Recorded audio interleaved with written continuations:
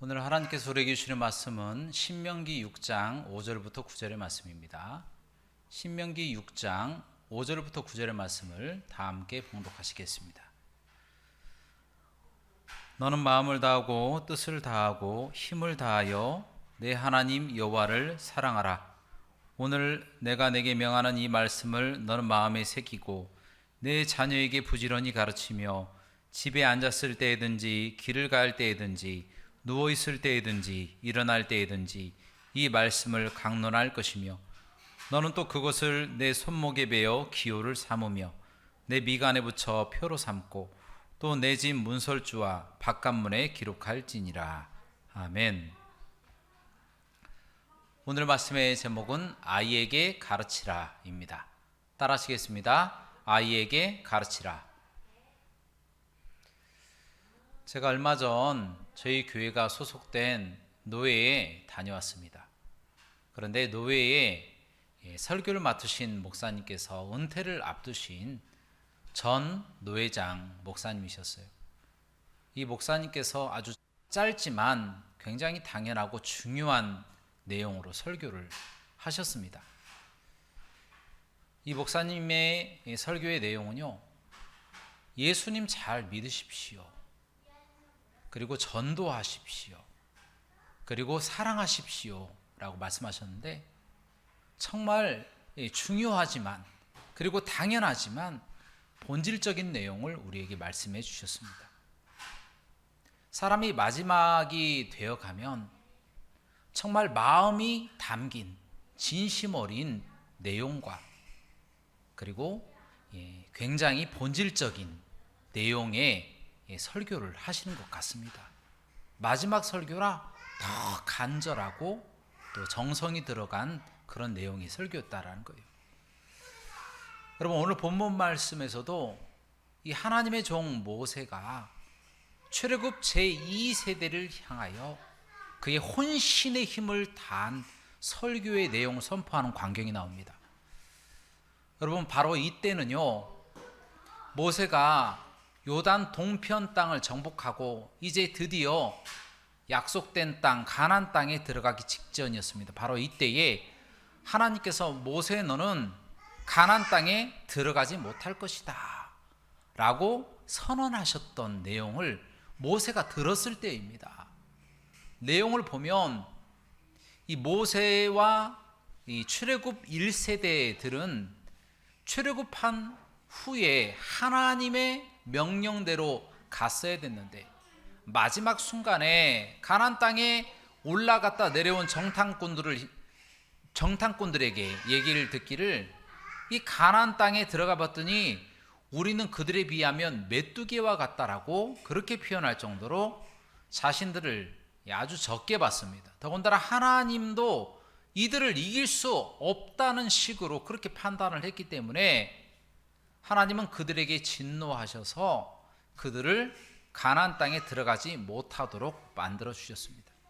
그래서 이들은 광야 생활을 40년 동안 하게 되죠. 본래 이 애굽 땅에서 가나안 땅에 들어가는 그 거리가 걸어서 아무리 늦어도 11일이면 갈 수 있는 거리를 40년 동안 헤매다가 가나안 땅에 들어가지 못하고 출애굽 1세대가 다 죽게 되었다라는 거예요. 그때 당시 20세 이상이죠. 그래서 지금 설교하는 대상은 그 20대 때 그 미만, 20세의 미만인 사람들이 바로 출애굽 2세대다라는 거예요. 모세가 바로 그들에게 마지막 설교를 하고 있는 것입니다. 모세 또한 하나님께 범죄하여 가나안 땅에 들어가지 못하리라 라고 하신 하나님의 그 선언을 듣고 충격을 받고 시리에 빠졌지만 그럼에도 불구하고 마지막으로 당신들은 꼭 하나님의 명령을 지켜서 가나안 땅에 들어가 축복을 누리며 번성하고 장수하며 살아야 됩니다 라고 하는 마음으로 그들에게 마지막 설교를 하고 있는 부분이 오늘 말씀의 내용이다라는 거예요. 자, 그 내용을 좀 더 구체적으로 이야기한다면 오늘 본 말씀에 나와 있는 것처럼 너는 마음을 다하고 뜻을 다하고 힘을 다하여 내 하나님 여호와를 사랑하라 라고 하신 말씀입니다. 바로 이 말씀을 마음에 새기고 자녀에게 가르치고 앉아있을 때나 길을 갈 때나 또 집에 누워있을 때나 일어날 때나 어디를 가든지 하나님의 말씀을 가르치라 라고 말씀하고 계십니다. 그래서 손목에 하나님의 말씀을 감아서 기호로 삼고 또 미간에 하나님의 말씀을 붙여서 표로 삼고 또 문설주에 하나님의 말씀을 붙이고 바깥문에까지 붙여서 어디를 가든지 하나님의 말씀을 잊지 않고 그 말씀대로 순종하며 살라라고 하는 모세의 마지막 당부이자 부탁이었다라는 것입니다. 자, 그 이유가 무엇일까요? 왜 하나님의 말씀을 이토록 가까이 해야 하고 하나님의 말씀을 모든 삶 가운데 적용하며 살아야 될까요? 그 이유가 바로 무엇이냐면 하나님께서 말씀하시기를 가나안 땅에 들어가서 장수하고 번성하는 복을 받기 위해서는 하나님의 말씀을 이처럼 경청하고 그 말씀대로 순종해야 한다라고 말씀하셨기 때문입니다. 오늘 본문 말씀에는 나와 있지 않지만 신명기 6장 2절 말씀에 보면 너와 내 자녀와 내 손자까지 하나님의 말씀을 지키고 가르치라라고 말씀하고 계신다라는 거예요. 그 말씀처럼 하나님의 말씀을 듣고 그 말씀을 지키는 자에게 이처럼 번성하고 장수하는 축복을 하나님이 약속하셨다라는 거예요. 그래서 가나안 땅에 들어가서도 하나님의 축복을 누리며 살기 위해서 모세가 마지막으로 제1세대 출애굽 1세대는 못 지켰지만 출애굽 제2세대 20세 미만의 출애굽 제2세대는 내가 기필코 지켜야 되겠다. 이 사람들은 가나안 땅에 들어가서도 복을 누리며 번성하고 장수하는 복을 누리게 해야 되겠다라고 하는 간절한 심정으로 혼신의 힘을 다하여 그들에게 하나님의 뜻을 전하고 있는 부분이 오늘 본문 말씀의 내용이다라는 거예요. 그러므로 지금 이 시대를 살아가고 있는 우리도 모세의 말씀과 똑같이 하나님의 말씀을 지키는 자, 그 말씀을 듣고 읽고 지키는 자가 이 땅에서 번성하고 장수하는 복을 받게 되어진다는 거예요. 그러므로 하나님의 말씀을 다 지키고 하나님의 말씀을 들어 이 땅에서 번성하고 장수하는 복을 다 누리시기를 주님의 이름으로 축원합니다. 자, 그렇다면 하나님의 말씀을 듣고 읽고 지켜야 되는데 이 지키는 부분을 자녀들에게 교육을 해야 돼요. 그럼 어떤 방법으로 교육하는 것이 가장 좋은 방법일까요? 자, 이 부분에 대해서 성경은 아주 명확하게 우리에게 세 가지 방법으로 말씀해 주고 계십니다. 그중 첫 번째 방법은 무엇이냐면 바로 모방입니다. 모방이 가장 좋은 방법이다 라고 말씀하고 계십니다. 자, 잠언서 27장 17절 말씀입니다. 자, 이 말씀 우리 다 함께 봉독하도록 하겠습니다. 17절 말씀입니다. 시작. 철이 철을 날카롭게 하는 것 같이 사람이 그의 친구의 얼굴을 빛나게 하느니라. 아멘. 철이 철을 날카롭게 한다. 철만이 철을 날카롭게 할 수가 있습니다. 마찬가지로 사람을 변화시킬 수 있는 것은 바로 사람밖에 없습니다. 사람이 변화시키는 거예요.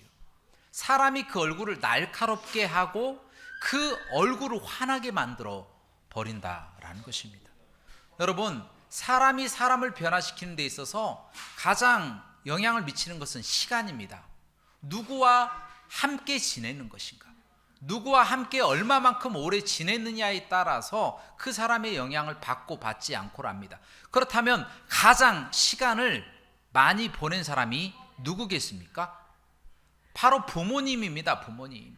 자녀는 부모님과 가장 오랜 시간을 지냅니다.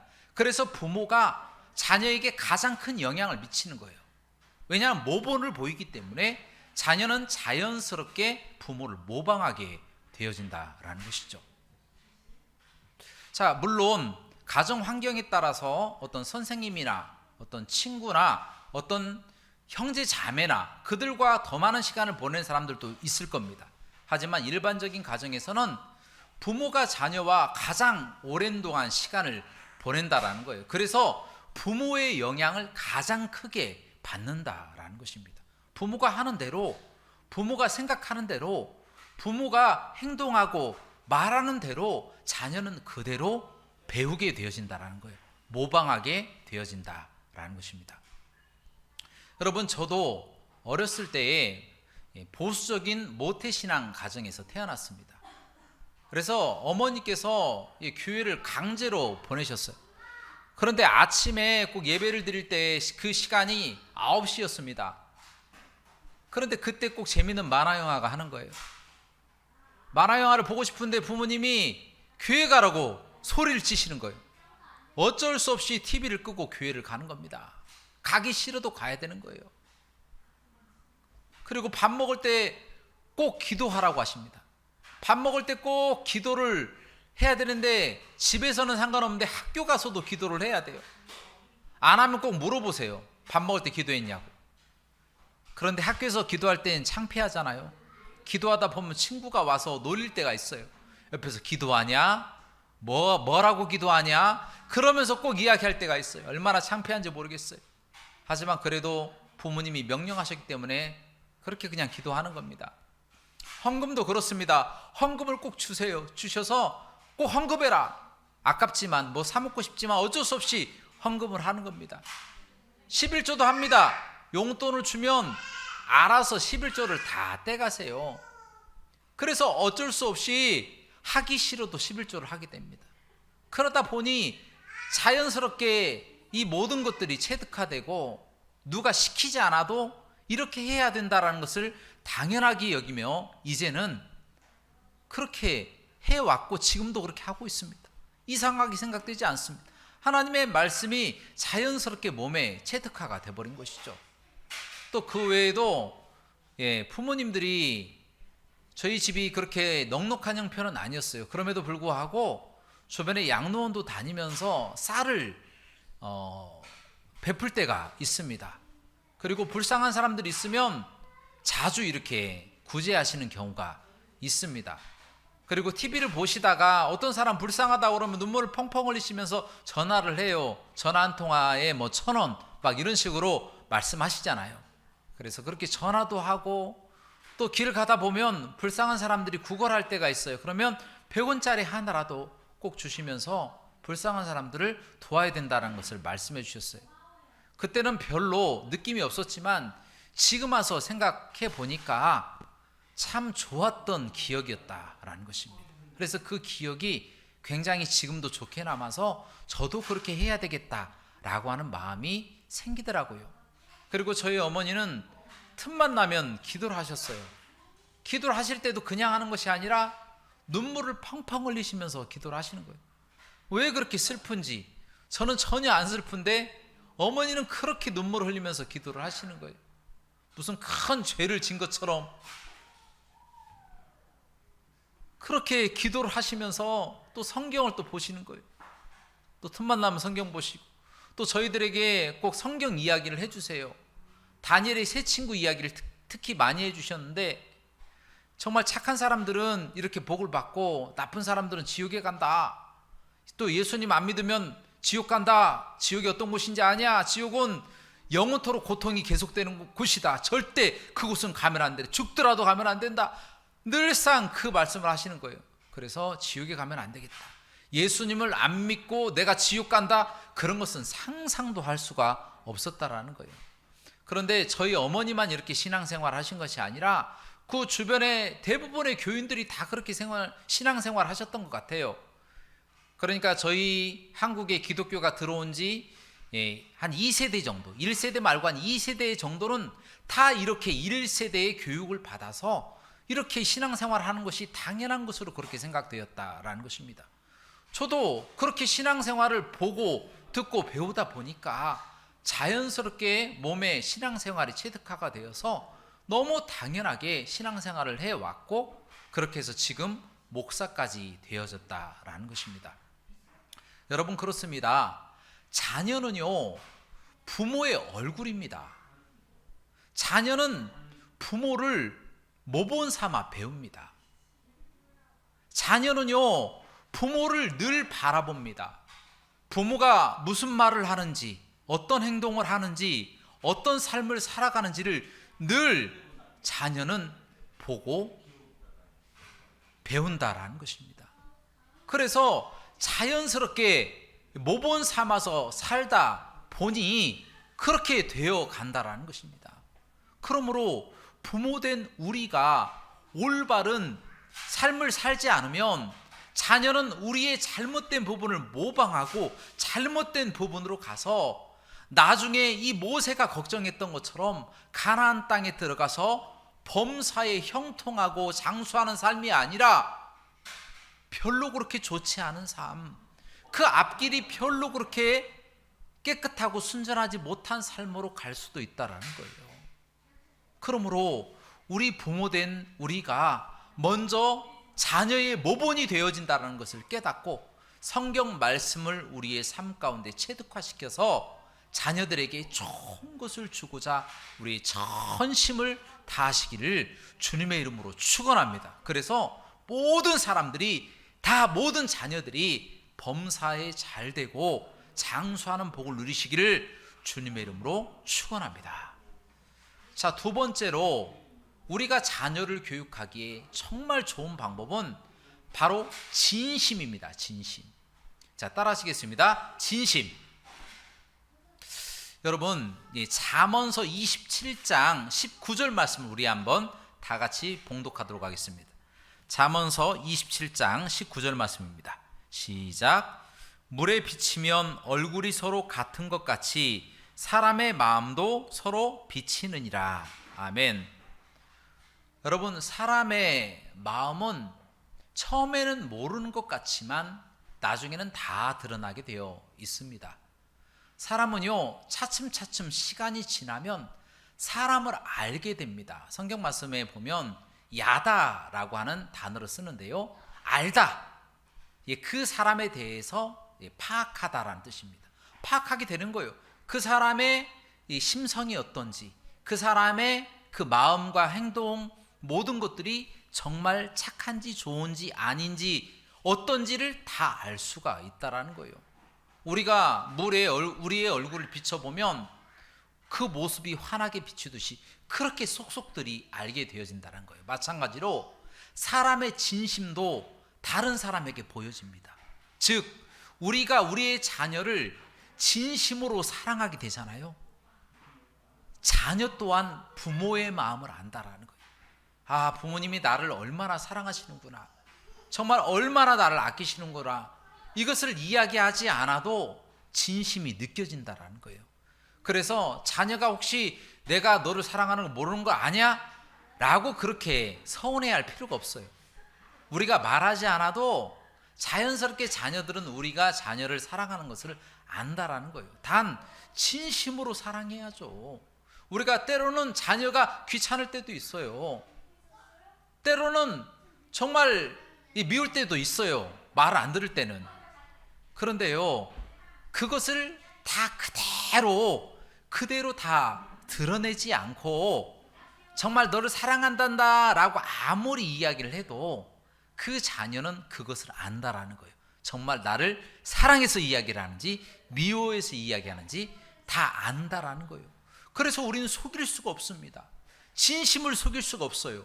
진심으로 이야기하는 것 다 자녀가 깨닫고 알게 되어진다는 거예요. 그러므로 우리는 자녀에게 진심으로 사랑한다고 이야기할 뿐만 아니라 가르치는 것도 진심으로 가르쳐야 된다는 거예요. 이성적으로 이해시키려고 하는 것이 아니라 마음으로, 진심으로 그 자녀를 사랑하는 마음으로 가르쳐야 된다는 거예요. 예수님은 우리의 구세주가 되셔 우리를 위하여 십자가에 못 박혀서 돌아가셨어. 나는 그것을 믿는다.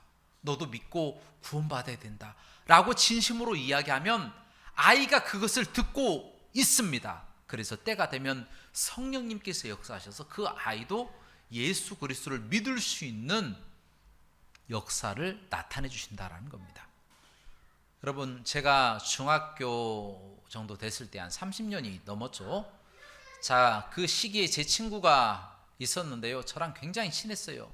먹을 것도 같이 먹고 놀 때도 같이 놀고 운동도 같이 하고 오락실도 같이 가고, 그런 친구가 있어요. 참 좋은 친구인데, 그 친구가, 제가 꼭 그 친구가 불쌍해서 예수 그리스도를 믿게 하려고 전도를 하면 그렇게 싫어해요. 화를 내면서 다시는 그런 얘기하면 너랑 절교할 거라고 이야기할 정도로 저를, 제가 복음을 선포하는 것을 싫어하는 친구였어요. 그래도 저는 그 친구가 불쌍했어요. 한 번이라도 예수님 믿고 그 다음에 네가 판단해봐라, 한 번이라도 교회 한번 나와봐라, 그렇게 제가 그렇게 이야기를 했어요.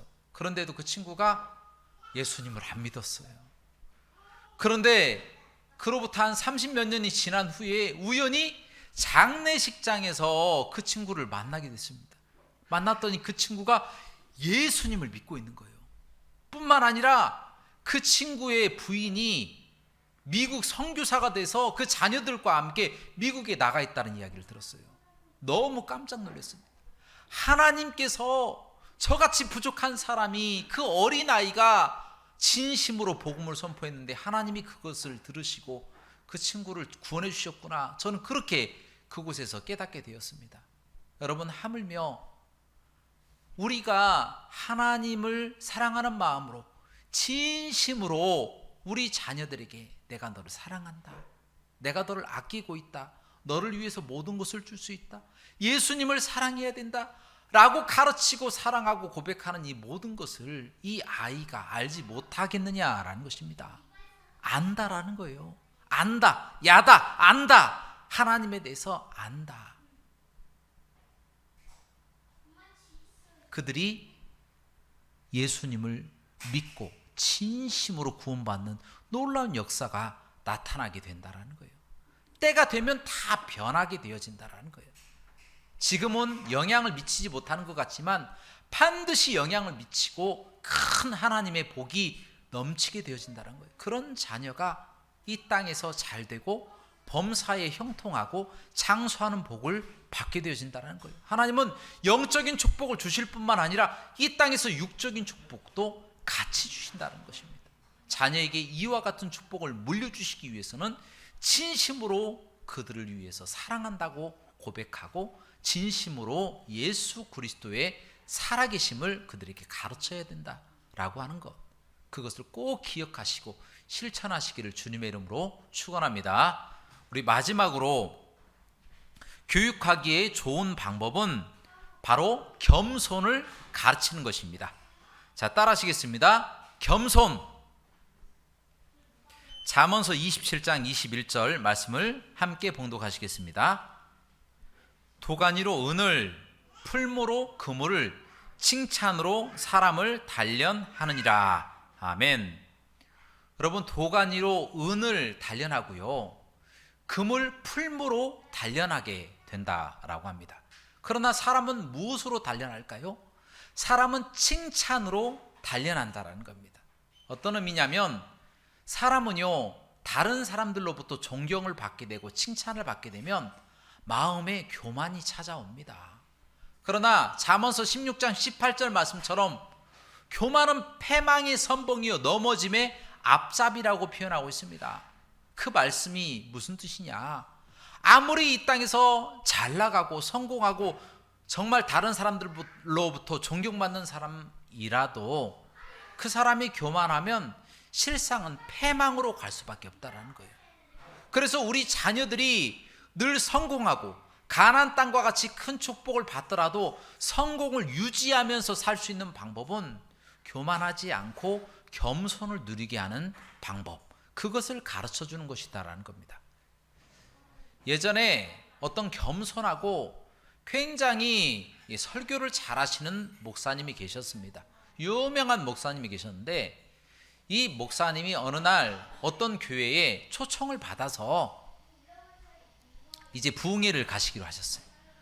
그런데 부흥회를 가셔서 하나님의 말씀을 선포하시려고 하셨는데, 그 첫날에 엄청나게 사람들이 실망했다라고 합니다. 그 이유가 무엇이냐면, 이 목사님이 설교하기 전에 이제 대기하는 방이 있잖아요. 그런데 그 대기하는 방에서 이상한 소리가 들려오는 거예요. 어떤 소리냐면, 나는 똑똑해, 나는 잘났어, 나는 얼굴도 잘생겼어, 설교도 잘해, 나는 겸손해, 부족함이 없는 사람이야 라는 목소리가 계속 들리는 겁니다. 알고 봤더니 이 목사님이 혼자 이렇게 자신을 칭찬하는 부분이 사람들에게 들려진 겁니다. 겸손하기로 유명한 목사님의 입에서 이런 이야기가 나왔으니 사람들이 얼마나 실망을 했겠습니까?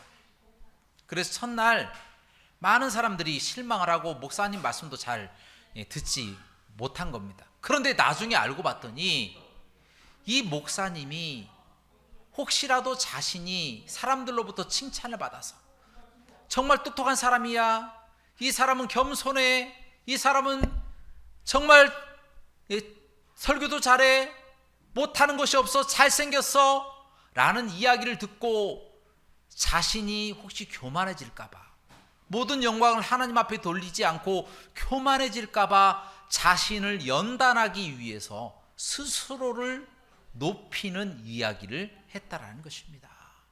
모든 영광을 하나님께 돌려야 되는데 자신이 그 영광을 받을까봐 스스로를 단련하기 위해서 겸손을 연습하였다라는 것입니다. 여러분, 이 말씀을 통해서 우리에게 주시는 교훈은요, 우리가 하나님 앞에 크게 쓰임을 받고 이 세상에서도 유명한 사람이 되고 영향력 있는 사람이 된다고 하더라도 그것이 내 힘이 아니라 하나님의 은사, 하나님의 힘, 하나님의 능력입니다 라고 고백할 수 있는 마음 자세가 되지 않으면 좌로나 우로나 치우쳐서 멸망의 자리로 갈 수밖에 없다는 것을 깨닫고 교만하지 않는 것입니다. 겸손해지는 것입니다. 이것을 자녀들에게 교육하라는 거예요. 이 땅에서 잘 되기 위해서는 다른 사람도 다 밟고 올라가야 돼. 그렇게 살아야 돼. 너 혼자 똑똑하게 자존심 구기지 말고 그렇게 힘있게 살아야 돼. 이렇게 가르치지 말라는 거예요. 네가 잘하더라도 하나님의 영광, 정말 네가 세상 모든 사람들의 존경을 받더라도 하나님께 영광, 이 마음으로 살아가야 된다라고 겸손을 가르쳐야만이 그 사람이 정말 그렇게 유명하고 영향력 있고 세상에서 힘 있는 사람이 되더라도 자신이 영광을 받는 것이 아니라 하나님께 영광을 돌려 그 모든 축복을 유지하며 살아가게 되어진다는 거예요. 사랑하는 여러분, 그러므로 여러분들에게 도전합니다. 여러분들 겸손을 자녀들에게 대물림해 주시기 바랍니다.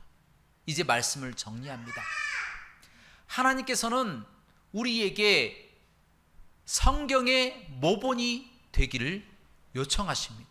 특별히 자녀들에게는 성경의 얼굴, 예수님의 얼굴이 바로 부모가 되어지는 거예요.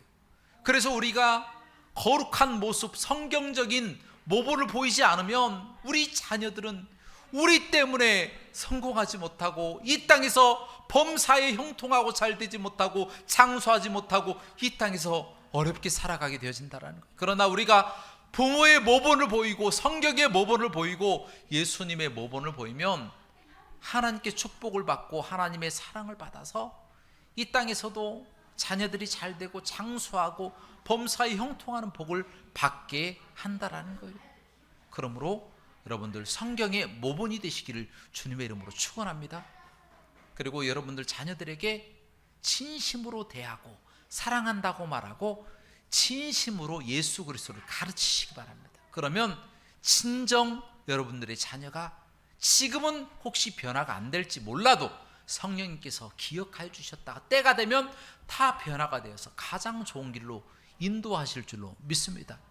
마지막으로 우리가 힘을 다하여 모든 영광을 하나님 앞에 돌리기를 힘쓰시기 바랍니다. 겸손하도록 노력하고 교만은 패망의 선봉이라는 것을 깨닫고 하나님의 말씀대로 살아가다가 복을 받아도 이 모든 것들이 하나님께서 하신 것입니다라고 고백하며 살아갈 때에 받은 축복까지 다 유지하며 놀라운 역사를 나타내며 살아가게 되신다는 거예요. 이와 같은 삶을 살아가시기를 주님의 이름으로 간절히 축원합니다. 함께 기도하시겠습니다. 사랑과 은혜가 풍성하시고 자비로우신 하나님, 우린 믿음이 참으로 연약하고 부족합니다. 그러나 주님께서 우리와 함께 하시고 인도하셔서 우리를 또 자녀 삼아 주시고 이 땅 가운데서 거룩한 영향력을 나타내게 하셨습니다. 하나님 아버지께서 앞으로도 역사하여 주셔서 우리가 자녀에게 있어서 모본이 될 수 있도록 인도하여 주시고, 성경의 모본, 예수님의 모본이 되어 자녀들이 잘 모방하고 따라올 수 있도록 주님께서 역사해 주시며 진심으로 대하고 또 겸손한 삶을 살 수 있도록 인도하여 주옵소서. 모든 영광 하나님께 돌리기를 원하며 예수 그리스도 이름으로 감사하며 기도합나이다. 아멘.